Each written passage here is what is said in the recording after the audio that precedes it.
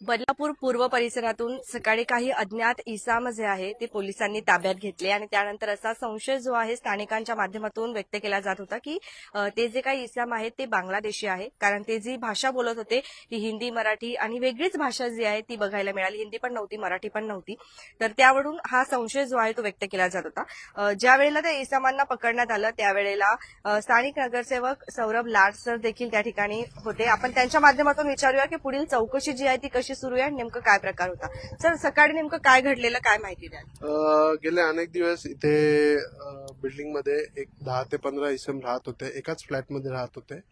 ते इथल्या आजूबाजूच्या लोकांना म्हणजे ते ताडगोळे विकायचे जे काम आहे ते करत होते आणि रोज सकाळी त्यांची गाडी इकडे येऊन भरत असताना आजूबाजूच्या नागरिकांना त्रास होत होता. नागरिकांनी मला कंप्लेंट केली होती की इथे एक 15-20 लोक राहतात, पण कसे ते आढळून नव्हते, दिसत नव्हते.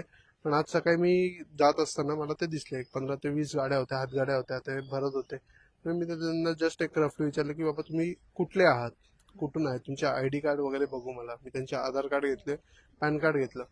आता साधारणतः आपण जर आधार कार्ड स्कॅन केला मोबाईल मधून तर आपल्याला तिथला जो नंबर असो, आधार नंबर, तो आपला स्कॅन केल्यानंतर तिथे खाली येतं. म्हणजे स्कॅन केल्या गेल्या त्या क्यूआर कोडच्या खाली तो स्कॅन केलेलं येतं.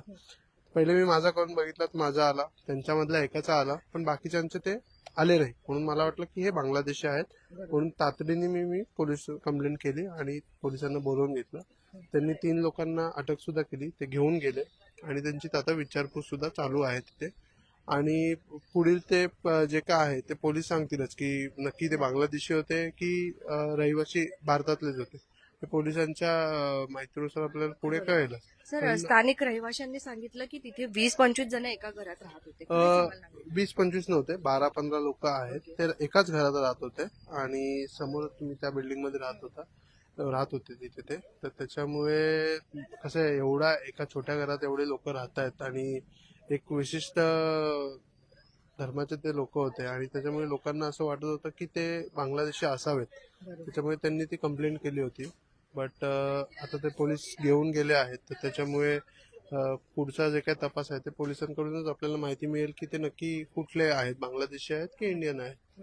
बदलापूरकरांना काय आव्हान कराल, जर समजा एका घरामध्ये जर 10-15 एवढे जण जर संशयास्पद राहत असतील तर काय आव्हान कराल बदलापूर? मी बदलापूरकरांना एकच आवाहन करेन की जर तुम्हाला असं कुठेही आढळलं की हे लोक बांगलादेशी आहेत किंवा एवढी लोक एका जागी राहत आहेत, तर तुम्ही पोलीस कंप्लेंट करा आणि पोलिसांना त्याच्यातून पोलिसांना तिथे बोलवून तातडीने त्याच्यावरती काहीतरी त्यांना सांगा की तुम्ही बाबा व्हेरीफाय करून द्या आम्हाला की हा बाबा उद्या उठून काही घटना झाली असती इकडे, जर कुठली जर ते बांगलादेशी असते आणि इथे काय घटना झाली असती तर उद्या उठून प्रशासनाला त्याचं उत्तर द्यायला लागलं असतं. म्हणून मी सकाळी जात असताना मला जसं दिसलं तसं मी तातडीने पोलिसवाल्यांना बोलवून त्याच्यावरती कारवाई करायला लावली. आता पोलिसांच्या ताब्यात आम्ही दिलेले आहेत त्यांना, आता पोलिसवाले व्हेरीफाय करतीलच नक्कीच.